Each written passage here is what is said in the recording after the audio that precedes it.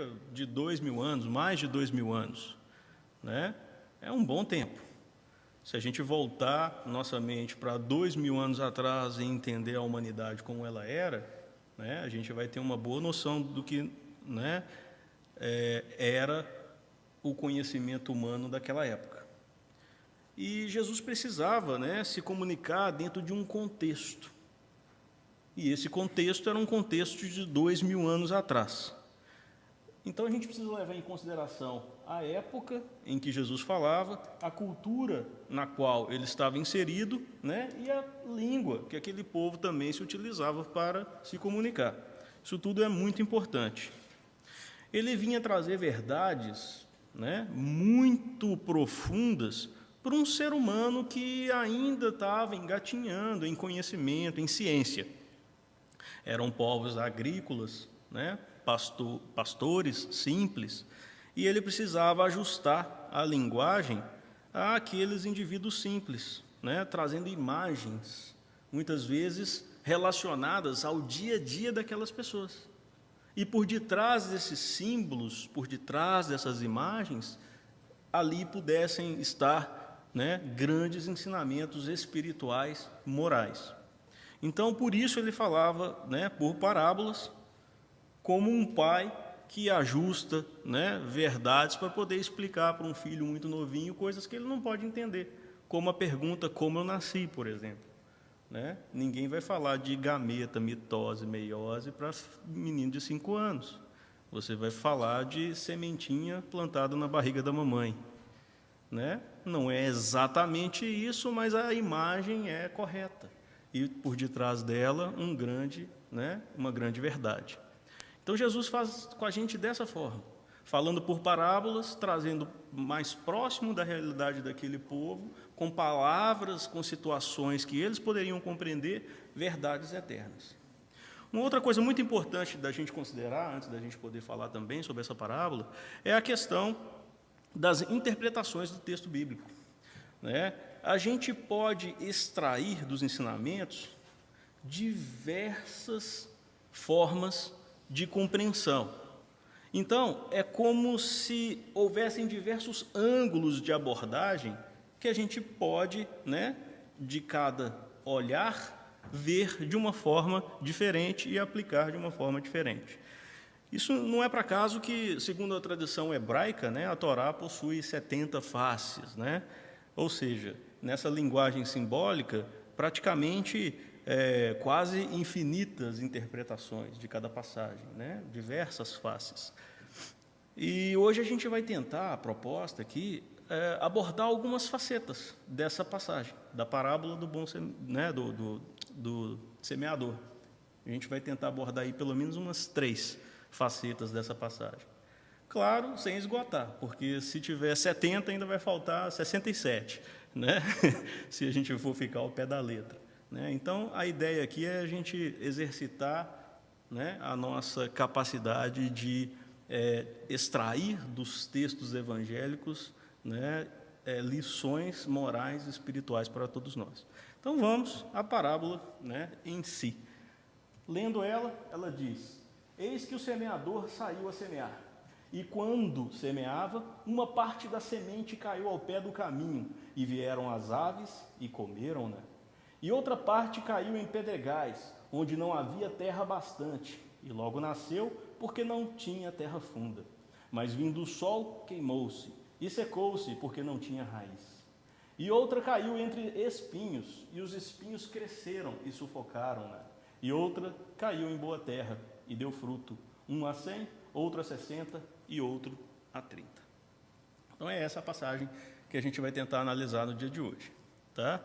A passagem continua e Jesus mesmo explica. Ele mesmo dá uma proposta de interpretação àquela parábola que ele trouxe. Então ele vai falar a respeito dos solos, onde a semente caiu. E ele começa falando do solo ao longo do caminho. Né? Ele diz que quem quer que escuta a palavra do reino e não lhe dá atenção, vem um espírito maligno e tira o que lhe fora semeado no coração. Esse é o que recebeu a semente ao longo do caminho. Tá? Essa é o que Jesus quis nos trazer através dessa simbologia do solo ao longo do caminho. Mas como nós podemos entender essa passagem? Vamos dar uma proposta de visão a esse trecho. Nós poderíamos considerar o solo ao longo do caminho aqueles que são os indiferentes, né? Os indiferentes seriam esses que estão à beira do caminho e as suas tendências tiram as palavras de espiritualidade que neles foram semeadas. A gente poderia entender que Jesus estava falando em relação aos indiferentes, e a gente vai tentar, então, entender um pouco a respeito dessa indiferença e dos indiferentes. Tá? Quem são eles? Bom, são aqueles corações que estão voltados exclusivamente para si mesmos. Não conseguem perceber outra coisa senão os seus próprios interesses. O mundo gira em torno do seu próprio umbigo. Aliás, o mundo não, o mundo é muito pequeno, é o universo gira em torno do seu próprio umbigo. Esses são os indiferentes. Tá? Eles estão muito preocupados em atender aos próprios caprichos, tá?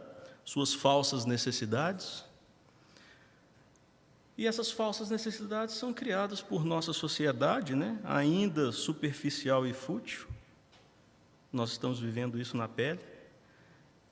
E, desse jeito, são incapazes de valorizar algo que diz respeito ao espírito imortal. É só o agora, é só o presente, é só as suas próprias satisfações. Que sentimento é esse? Egoísmo, não é? Os indiferentes são profundamente egoístas. E desculpa, gente, aqui vai uma série de puxão de orelha. Segura a orelha aí, porque agora a coisa vai ficar feia. Vale para todos nós. Bom, quando nós somos indiferentes, quando nós estamos cultuando o egoísmo, nós somos esse solo à beira do caminho. Tá? E nós somos vítimas da própria mazela quando acontece isso. Quantos corações não estão aí à beira do caminho acreditando que a felicidade se encontra no ter e não no ser? Quanto consumismo, quanto desperdício. Será que a gente precisa de tudo isso que a gente tem? Vamos olhar as nossas garagens, os nossos basements, os nossos áticos, os nossos guarda-roupas. Será que nós precisamos de tudo isso? Os corações que se encontram nesse tipo de solo acreditam que a felicidade se encontra nas posses transitórias e perecíveis, na satisfação do próprio ego imaturo, nas palavras de Joana de Ângeles. Em compulsões de toda ordem, acaba se tornando escravo de um sistema que cria obsolescência programada. Acho que todo mundo já escutou essas expressões, né? Por que será que a gente tem que trocar de telefone todo ano? Obsolescência programada. E vai criando a compulsão pelo consumo. Um ciclo sem fim de felicidade fugaz que não preenche o vazio que a gente busca. Porque a gente fica feliz na hora que pega o último iPhone. Mas na semana que vem já estão falando do próximo e a sua felicidade vai pelo ralo. Felicidade fugaz, vazia, que não preenche. Tá? Então a gente está sempre buscando novidade, compras sem fim, que não preenche o nosso vazio interior. Lamentável, porque é o que a gente vive hoje. Com toda sinceridade, estamos todos influenciados por essa cultura, né? Bom, quantos desses corações não estão preocupados com si mesmos exclusivamente, no verdadeiro culto à própria imagem, num narcisismo insano que é estimulado e agasalhado pela cultura ou falta de cultura dos dias atuais, né? Hoje, com tantas redes sociais, né? Todos querem se exibir. Muitos vivem de aparência, desejando aprovação, like, né? As curtidas, se submetendo muitas vezes a modismos, a estereótipos de beleza, né? E estereótipos de sucesso que são irreais. Será que todo mundo que está se exibindo lá no Instagram é feliz? Tem realmente aquela vida? Tem realmente aquela aparência? Porque hoje o Photoshop é muito fácil a gente mudar, os filtros do celular já fazem isso, né? Então a gente vive de aparência. E quantas enfermidades, quantos transtornos não advêm deste comportamento insano que a gente vai levando? Vendo os nossos jovens aí ser tragados pela bulimia, pela anorexia, para se enquadrar em padrões de belezas irreais. Corações que estão aí escravizados, né, no culto pela própria imagem. É um mundo, esse mundo de hoje, gente. Desculpa estar pegando pesado e falando sobre isso, mas a gente precisa falar sobre isso. Onde todos querem aparecer, tá? A gente está aí, o fenômeno das redes sociais, como a gente já falou, Facebook, WhatsApp, Instagram, né? E essas redes têm tomado cada vez mais de nosso já escasso tempo, que a gente troca em detrimento dos verdadeiros relacionamentos, que são aqueles que estão do nosso lado, os relacionamentos de verdade.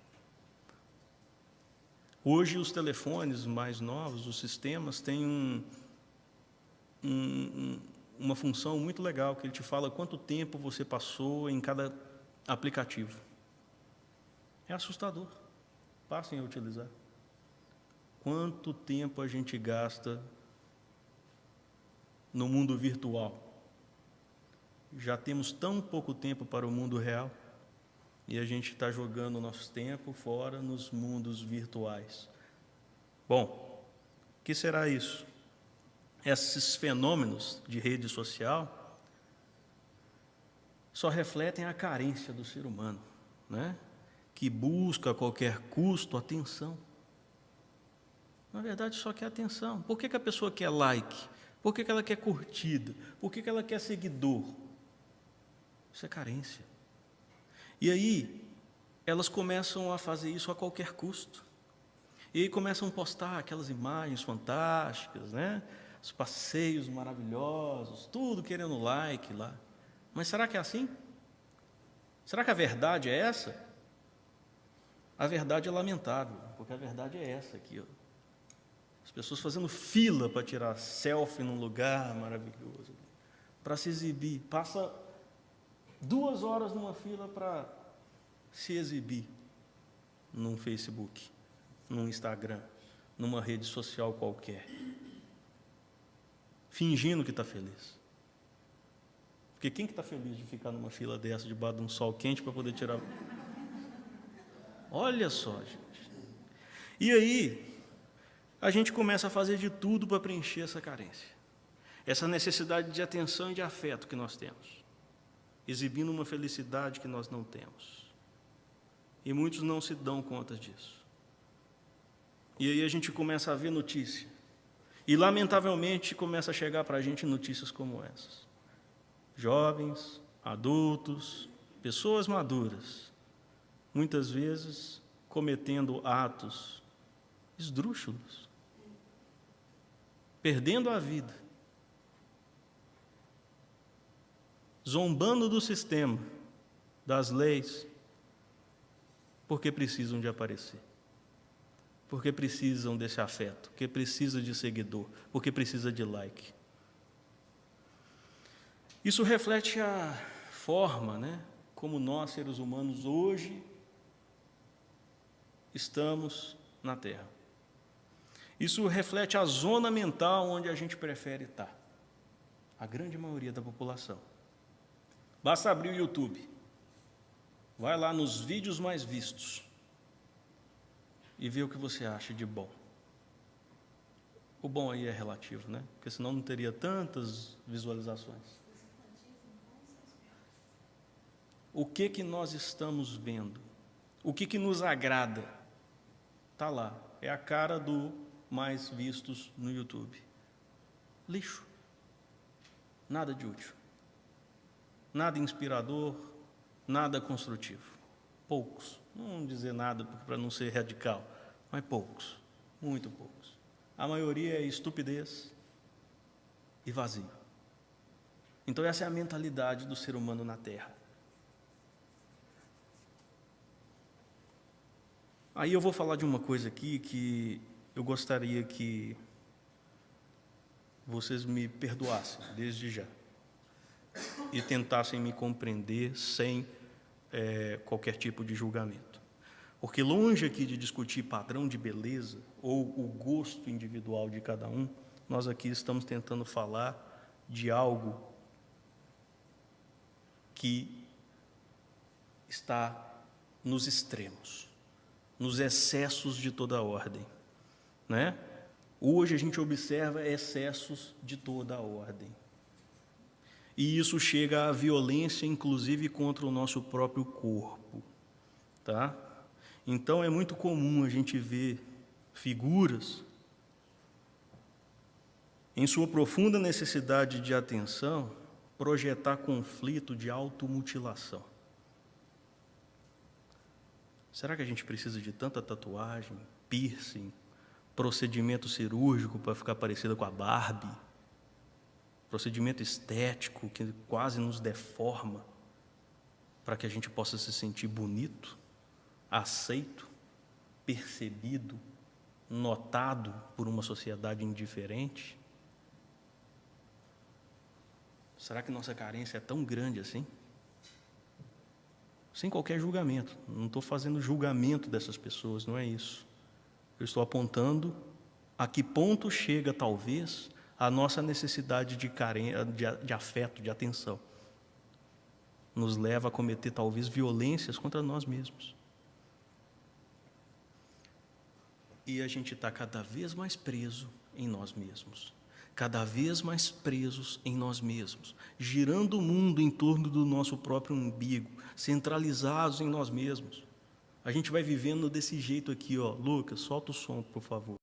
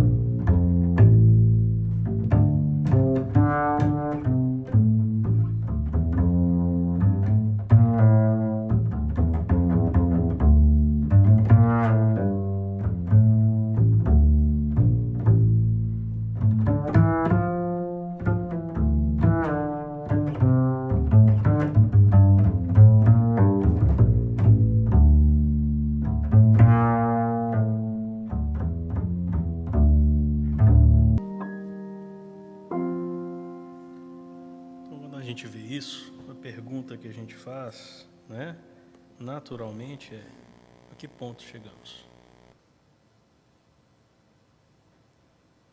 É o que nós estamos vivendo hoje nesse mundo de transição.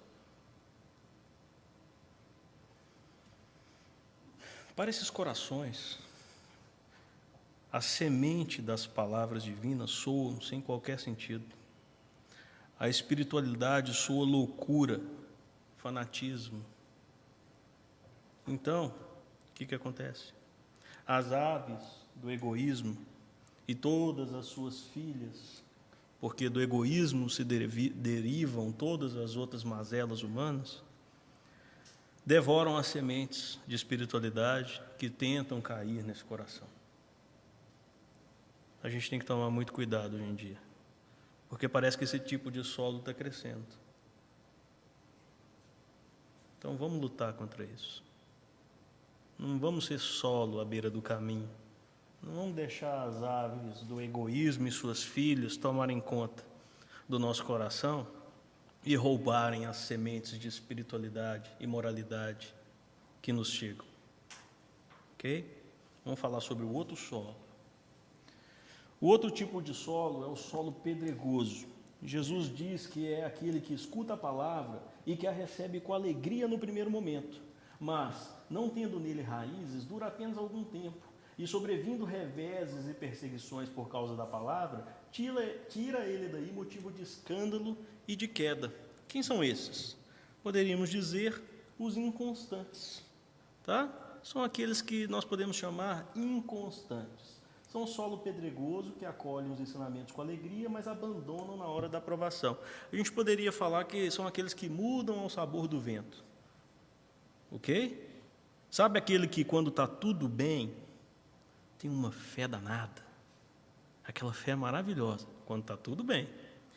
Mas quando as coisas apertam, quando vêm as provações, quando vêm os desafios da vida e bate lá na porta, o que ele faz?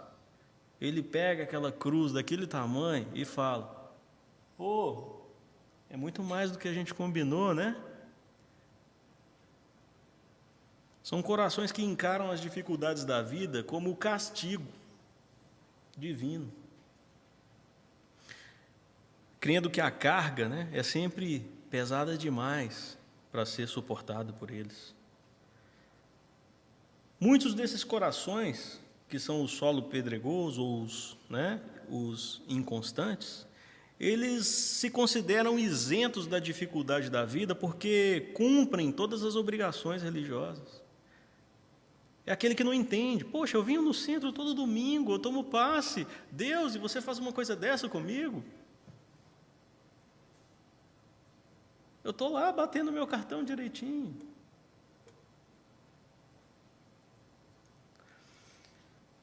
Esses corações que acreditam que é possível, que isso aconteça, que não entendem por que estão chegando as provações na vida, se eles estão fazendo tudo certinho, eles tentam negociar com Deus. Fala: Deus, é o seguinte, eu vou no centro então agora sexta e domingo, tá bom? Domingo só não vale? Não? Então tá bom, então eu vou na sexta também. Só que Deus não negocia. Porque Deus não está lá para dar o que a gente quer. Deus, não é estar lá também, não, é estar aqui, né? Deus não está aqui para dar o que a gente quer. Deus está aqui para dar o que a gente precisa. Só que esses corações acreditam que, poxa, Deus não me ouve. Deus não atende às minhas orações. E aí se decepcionam com Deus. Briga com Ele, sabe? Fica de mal com Deus. Não vou mais falar contigo. Você não me ouve. Eu já fiz muito isso. Eu lembro. A adolescência é difícil. Nessa época eu brigava muito com Deus. E é exatamente nessas brigas que a gente tem com Deus que a gente vira ateu, né? Aí é aquele ateu assim, né? Você é ateu? Sou, graças a Deus. É aquele ateu que não é ateu por convicção. Ele é ateu porque ele está brigado com Deus. Por quê? Porque Deus não atendeu os caprichos dele. E porque Deus não atendeu o capricho dele, Deus não existe. Entendeu? Tem muita gente assim. É uma postura infantil, de negação, de pirraça contra Deus, só porque não atendeu os seus caprichos. A gente vê muito isso. Mas não para por aí, não. Isso acontece em toda parte. E acontece no Espiritismo também, viu, gente? Acontece aqui. Sabe aqueles que chegam no centro e pensam assim, encontrei o paraíso na Terra. Lá todo mundo é perfeito. Nossa, mas que pessoal bom. Você chega ali na entrada, oi, meu irmão, bom dia. Nossa, todo mundo me trata tão bem. Nossa, são anjos na Terra. Principalmente o palestrante, é perfeito. Nossa, se eu tivesse um desse em casa. E pior que existe. Leva uma semana para ver.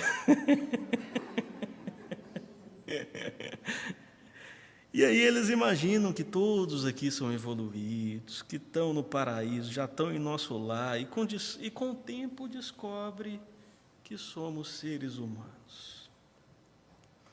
Todos nós em aprendizado, em desafio, em experiência na Terra, todo mundo aqui um bando de porco-espinho, que está doido para ficar juntinho, porque está querendo afeto, abraçar, mas que o espinho de um espeta o outro de vez em quando, e é danado a coisa. A gente vai aprendendo isso. Só que esse tipo de mentalidade, esse tipo de coração, ele não consegue entender, ele não suporta a desilusão. E acredita que a imperfeição dos que aqui se encontram é decorrente de alguma imperfeição da doutrina espírita. Lê do engano. Não tem problema nenhum com a doutrina. A doutrina é maravilhosa e perfeita. O problema é daqueles que tentam seguir e ainda não conseguem, de forma satisfatória, cumprir tudo que está ali. Só que esses corações acabam que se afastam, se desanimam, deixam de se participar das tarefas.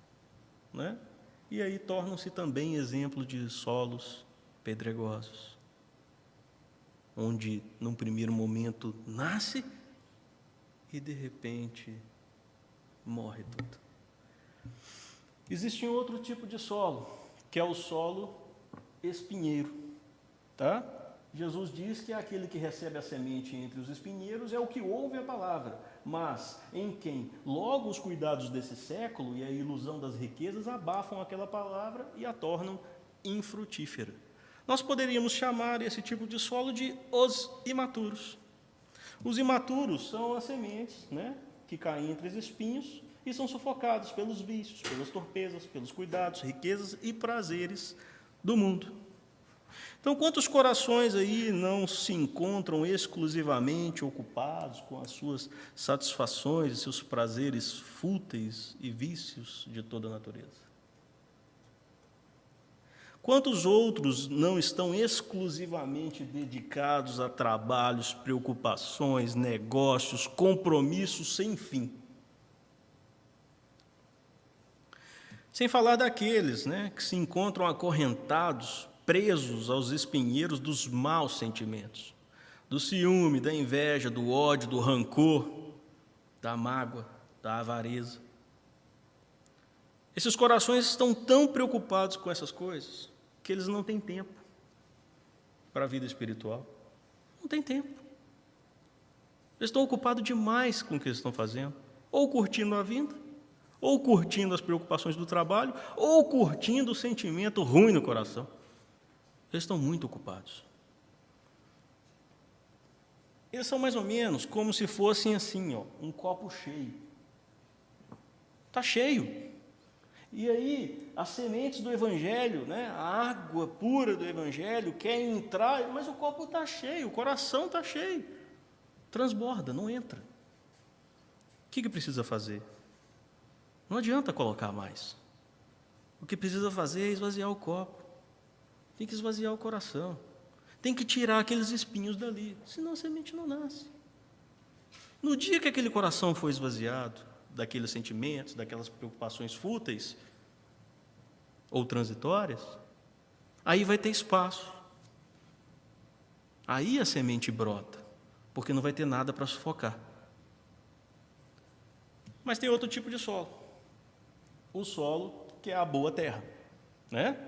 Jesus diz: aquele, porém, que recebe a semente em boa terra é o que escuta a palavra, que lhe presta atenção e em quem ela produz frutos, dando 100 ou 60 ou 30 por um. A gente poderia chamar esse tipo de solo dos perseverantes. O perseverante, né, são a boa terra. Ele ouve a palavra com o coração reto e bom para retê-la. Possui boa vontade para transformá-la em obra, segundo as suas possibilidades. São os homens que se esforçam no bem, tá? Que tentam no dia a dia aplicar os ensinamentos espirituais e incorporar no dia a dia. Assim como o Evangelho segundo o Espiritismo nos ensina, homens de bem, né? Sede perfeitos. Espírita é todo aquele que se esforça, né, para domar as suas más inclinações. São solos férteis. Acontece mais ou menos assim, ó. Quer ver? A gente tem um modelo a ser seguido. Jesus. Tá? Eu vou tirar o som aqui para não atrapalhar. Nós temos um modelo a ser seguido, tá? Alguns, né, conseguem, com muito esforço, né, e perseverança, seguir o modelo do mestre. A gente já sabe que leva tempo. Às vezes é solitário o processo. Você cai muitas vezes, fica ferido, né? Mas você continua tentando. Todos os outros vão tentando também. Mas muitos perdem-se, né, durante muito tempo, nos degraus inferiores da vida. É normal. Poucos querem subir. Mas aquele que se esforça, chega. Aquele que se esforça, vai e abre o caminho. A partir do momento que ele abre o caminho, outros conseguem. E vão conseguindo cada vez mais. E o objetivo é chegar no mestre. Seguir o exemplo dele. E mais pessoas vão chegando. Outros ainda se demorando, batendo, andando para lá e para cá, sem rumo, mas no mesmo patamar. É a nossa cara. Não é? Bom, com muito esforço, depois de ralar muito, muitas quedas, muitos pulos que não dão certo, a coisa vai melhorando. A gente vai crescendo, a gente vai evoluindo. É a nossa cara, gente. Isso aí é o retrato da nossa evolução. Jesus e os outros que lá estão, já estão lá esperando para a gente, estão até torcendo, falam, vem que dá. Aí, ó, chegou, que alegria, mas tem os retardatários lá ainda, ó. Ficou um, tadinho.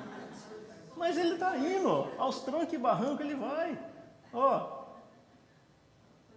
caiu de forma desastrosa, mas não desiste, ele não desiste, e os outros também não desistem dele não, está ali esperando, vem, você faz parte da família, até que ele consegue. Então essa é a nossa cara, é essa a proposta de ser a terra boa, tentar, uns vão conseguir mais rápido, outros mais devagar, mas nós todos vamos chegar lá naquele degrau. Todos nós vamos chegar lá. E Jesus ele fala mais sobre o solo fértil, né? Principalmente quando ele fala a respeito de rendimento desse solo fértil. Porque uns dão 100, outros 60, outros 30, né? E ele vai aprofundando esses aspectos da responsabilidade e do mérito de cada um. E ele fala isso de forma muito explícita em outra parábola, né, que é a parábola dos talentos. Quando ele fala lá de confiar os talentos a cada servo. Aquele que mais, né, recebeu talentos, conseguiu duplicar os talentos. E com isso, entra aqui no gozo do Senhor, vou te confiar ainda mais. Até chegar lá naquele que não conseguiu fazer nada, só enterrou o talento. Então Jesus, de certa forma, cria um paralelismo aí na boa terra, na semente que rende 100, 60 e 30, com as parábolas aí também do talento, daquele que recebeu 3, daquele que recebeu 1, né? E do que recebeu 5, daquele que recebeu 3, do que recebeu 1. mostrando para a gente que nós somos esses diferentes tipos de solo e vamos render de acordo com as nossas capacidades e esforços. Ok? Essa era uma das perspectivas que a gente tinha para trazer. Vamos trazer outra. Essa outra, Kardec traz para a gente. Kardec propõe aplicar a parábola do semeador para exemplificar o tipo de espíritas. Ok? Então, os solos são os tipos de espírita. Segundo Kardec e o Evangelho segundo o Espiritismo, o solo, à beira do caminho, são aqueles que se prendem aos fenômenos materiais e nenhuma consequência tiram deles, vendo apenas como fatos curiosos. Então, são aqueles que estão interessados apenas em ver espírito, conversar com o espírito, ver se o espírito materializou mesmo, perguntar se os números da loteria, se vai casar. Esses são o solo à beira do caminho. Ok? Tem um outro tipo de solo. O solo daqueles, o pedregoso, que é aquele que preocupa-se com o lado brilhante das comunicações para satisfazer a imaginação. Após ouvi-las, conserva-se frios e indiferentes. Ou seja, são aqueles que, puxa, o espiritismo é maravilhoso, nossa, que doutrina maravilhosa, que coisa linda! Mas lá fora continua um carrasco, um crápula, uma péssima pessoa. É o solo pedregoso. Tá? Tem o solo espinheiro, é aqueles que reconhecem e admiram os bons conselhos para serem aplicados nos outros, e não em si próprios. Isso aí é lindo, nossa. Fulano devia estar aqui para estar escutando essa palestra. É só o fulano, a gente não, né? Esse é o espírita solo, espinheiro, segundo Kardec. E o solo bom, aquele que pega as instruções dos espíritos, que são quais sementes, que caem em terra boa e dão fruto. Tá? Então é isso. Essa é a perspectiva, que Kardec traz também essa outra visão. Agora, nesse ponto que nós chegamos aqui, depois desses dois ângulos que a gente viu dessa parábola, a gente olha para a cara de um e está todo mundo assim, A pergunta que não quer calar. O que fazer para melhorar o solo do meu coração? Cada um aí identificou o solo que tem no coração e aí pergunta, o que eu faço para melhorar o solo? Bom, a resposta é muito simples, gente. Só tem um jeito. Se o solo está ali, todo pedregoso, todo terrível, a gente precisa fazer uma coisa. Preparar a terra. Não tem jeito. Se a gente quer melhorar a terra, a gente vai ter que preparar ela. E tem um instrumento legal que faz o preparo da terra, sabe? Chama-se arado. Vocês conhecem o arado, Talvez a molecada não, porque arado é uma coisa lá da fazenda, que muitos talvez não tenham tido contato ainda. Mas o arado é o seguinte, ele é um instrumento que ele corta a terra. Ele tem uma lâmina e ele fura a terra e vai cortando ela. E isso faz com que a terra se revolva e fique fofa. Então, aquele solo que antes era compactado, pouco oxigenado, que a semente não conseguiria entrar, agora ele fica todo fofinho, oxigenado, pronto para receber a semente. Então, se a gente quer preparar o terreno dos nossos corações, caramba, vai ter que passar o arado, gente. Aí a terra, vai ficar toda bonitinha, assim, preparada para a semente. Só que o arado corta, gente? O arado corta, revolve a terra. E aí, você tem duas opções. Todos nós, Eu falo você, mas eu também. Todos nós temos duas opções. Deus dá para a gente o seguinte, você pode guiar o arado, ou a vida pode guiar o arado. Porque essa terra vai melhorar. Não adianta. O destino da terra é ser melhorado. E o arado vai passar na terra. Mais cedo ou mais tarde. Agora a gente escolhe. Quem que vai passar o arado? Eu? Se for eu, é livre-arbítrio. Se for a vida, vai ser constrangido. Eu vou ser obrigado. Ok? As dores da vida fazem mais ou menos isso com a gente, não é? Eu posso escolher e administrar essas dores, ou essas dores vão me arrastar para arar a terra do meu coração. Quando é eu que escolho, é aquilo que a gente chama de reforma íntima. Quando é a vida que escolhe, é o que a gente chama de dor. Queria falar alguma coisa, Charles? Quando você se propõe a arar a terra, não dá para olhar para trás não, senão as linhas não ficam retinhas. Perfeito, Charles. Não dá para ser inconstante, não dá para olhar para trás. É outro ensinamento que Jesus deu. Né? Senão você não vai arar direito. Então todos nós temos duas escolhas, gente, porque o arado vai passar. Não precisa preocupar, não, o arado vai vir. Ninguém nessa terra está isento do arado. A questão é, qual você quer? Você quer você conduzir o arado com o seu livre-arbítrio, realizando a reforma íntima, mudando aquilo que precisa ser mudado? Ou você quer que a vida te leve? E aí as dores vão te mudar. Porque a espiritualidade, ela tem, assim, uma forma de resumir isso muito bela. A flor, ao toque da luz, ela se abre. A pedra, para se abrir, só com dinamite. Né? Então, nosso coração é flor ou é pedra? Vai bastar um raio de luz ou vai ter que vir uma dinamite para abri-lo? Né? Que a gente pensa nisso. A última proposta, o último ângulo de observação dessa parábola que a gente poderia trazer é o seguinte. Analisando a parábola do bom semeador, a gente já sabe os elementos que compõem ela. A semente, o solo e o semeador, não é verdade? As sementes são as revelações, as leis de Deus ou as leis morais. O solo, que é quem recebe a semente, ou qualquer um de nós, não é verdade? E o semeador. Bom, a gente deu a perspectiva até agora do semeador ser Jesus, ou então, né, as palavras vindas dos missionários ligados a Jesus.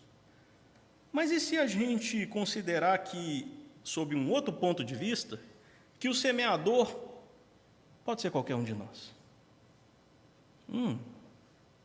Será que dá certo?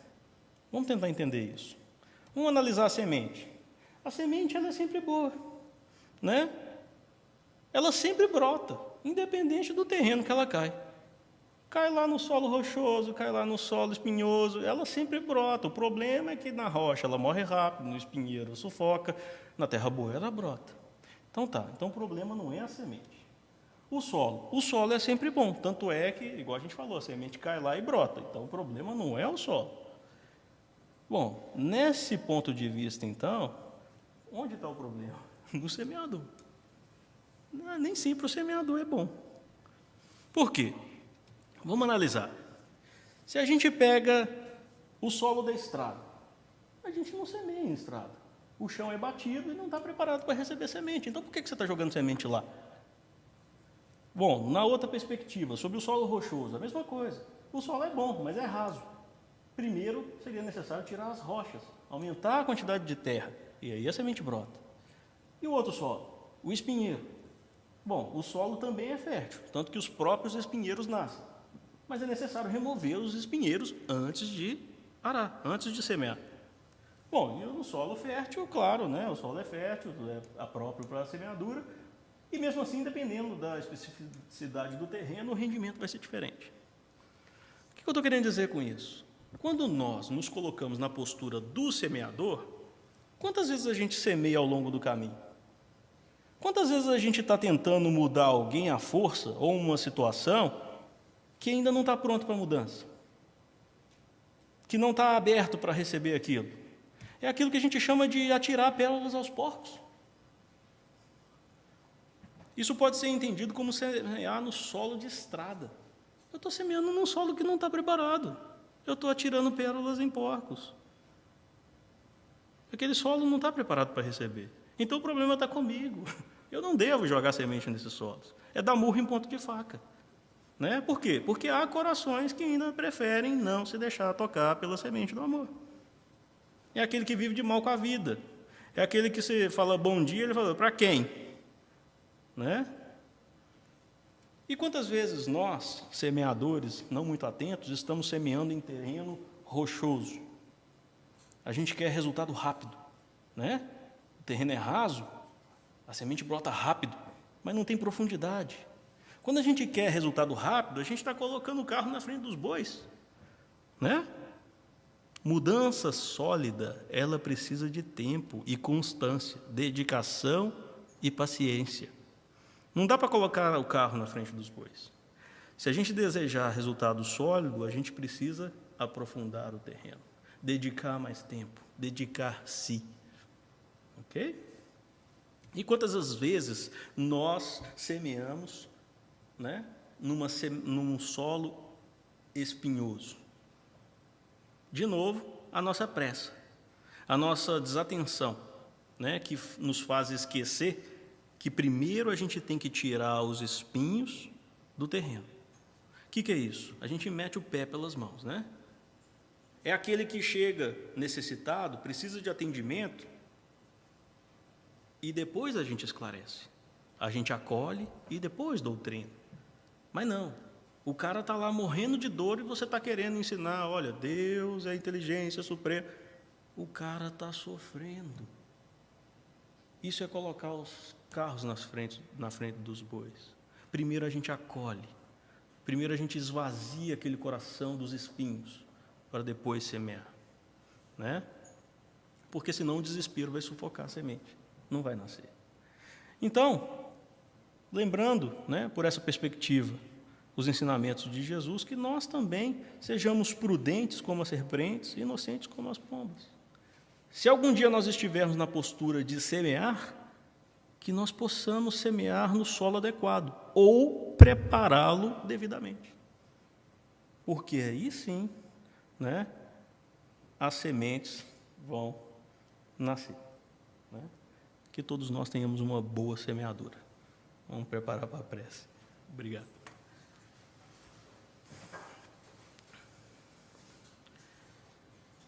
Então, agradecendo a Deus, nosso Pai, nosso Mestre Jesus e aos irmãos da espiritualidade amiga aqui presentes. Agradecemos, Senhor, por todas as oportunidades que nos são dadas, todos os dias. Ajuda-nos, Senhor, a preparar os nossos corações, para que as sementes do Seu amor, da Sua bondade, possam germinar e dar bons frutos. Auxilia, Pai, a cada um de nós nessa tarefa difícil de preparar os nossos corações. Diante das dificuldades, que tenhamos coragem.